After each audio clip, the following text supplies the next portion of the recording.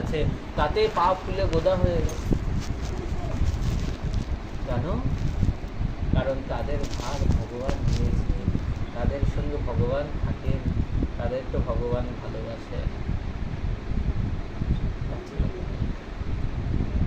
মহাপ্রভুকে নীলাচলে গম্ভীরাতে কে সেবা করতেন? গোবিন্দ দাদা। এই গোবিন্দ দাদাকে,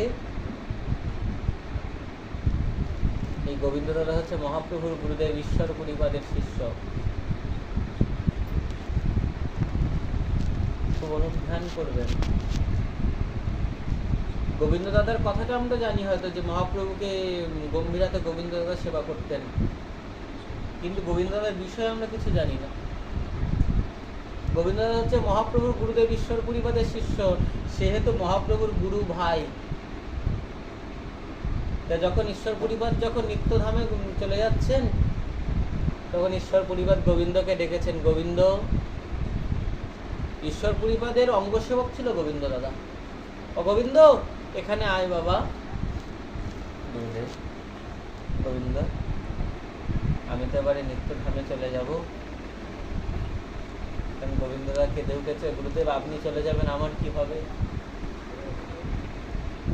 ঈশ্বর পরিবার বলছেন, শোন গোবিন্দ, আমি তো তোর গুরুদেব। তা গুরুদেবের সার্থকতা তখন যখন শিষ্যকে নিয়ে গিয়ে ভগবানের চরণে সঁপে দেয়।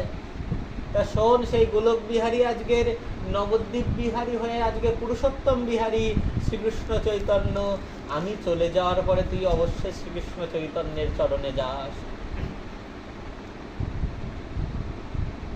গুরুদেব পথ থেকে দেখিয়ে দেয়, পথে চলা তোমার।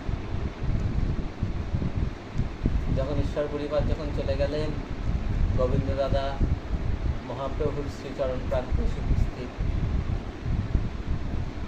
মহাপ্রভু বলছেন, কে গো তুমি? প্রভু, এই দাসের নাম গোবিন্দ দাস। প্রভু বলো, তোমাকে আমি কি সেবা করতে পারি? প্রভু, আপনার সেবা নিতে না, আপনাকে সেবা করতে এসেছি। সে কি, আমি তো কারোর সেবা নিই না। তুমি যাও, যাও, যেখান দিয়ে এসছো ফিরে যাও।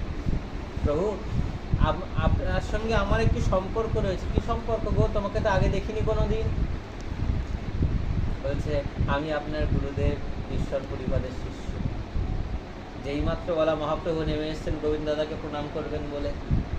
আপনি তো আমার জ্যেষ্ঠ গুরু ভ্রাতা, আপনি আপনার চরণ ধুলো আমার মস্তকে দিন।